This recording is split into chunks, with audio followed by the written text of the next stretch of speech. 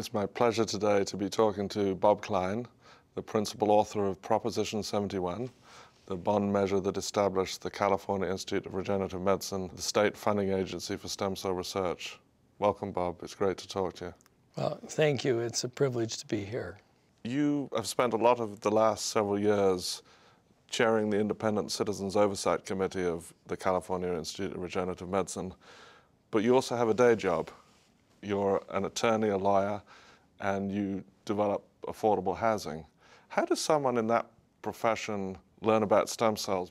My day job is now my night and weekend job. But so in the day, I've focused on stem cell research because my youngest son, Jordan, has juvenile diabetes called type 1, where the immune system destroys the islets and the pancreas, and the body can no longer create insulin to utilize food, and he's in danger of dying at night because his blood sugars go too low, of going into a coma. He's in danger of losing his kidneys over time because of high blood sugars, or losing his eyesight because of damage of the high blood sugars. If you're a father and you understand the implications of the disease for your son or your daughter, it's extraordinarily compelling. There is no solution but to try and find a way to cure the disease. I went to Washington, D.C. and took him with me to work on federal legislation. And after a particular meeting with some senators where he explained these implications of the disease, I said to him, Jordan, I don't think you can do this. I mean, talking about the implications for your life, your mortality, you're 11 years old. I said, I think we should quit doing this. I'll do it alone. Yeah. And he said, Dad, he says, everyone's dying. I'm just dying a little faster.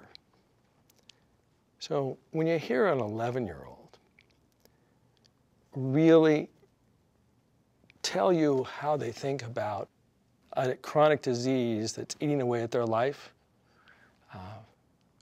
that's going to passionately drive you to do whatever you can for him, for all the other kids in the world that have that disease. So the bond establishes the California Institute of Regenerative Medicine that begins then to fund stem cell research. One of the things that's been remarkable about this whole effort in California is the way that donors have come forward to support stem cell research. It is really, though, an opportunity to contribute. I mean, you have this phenomenal scientific capacity in California. We represent, in California, 50% of the research capacity in the United States. And California has, as a nation, more scientists in medical research than any other nation in the world.